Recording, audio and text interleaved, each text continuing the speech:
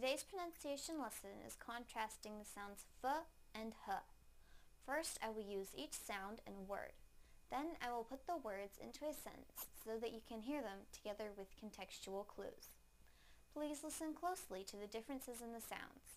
First, the f sound in the word fate, fate, fate. Now the h sound in the word hate, hate, hate. Now I will use them both in a sentence.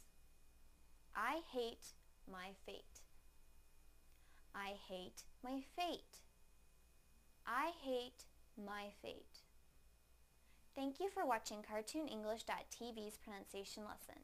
Come visit our website for free lessons, games, and chat. Bye!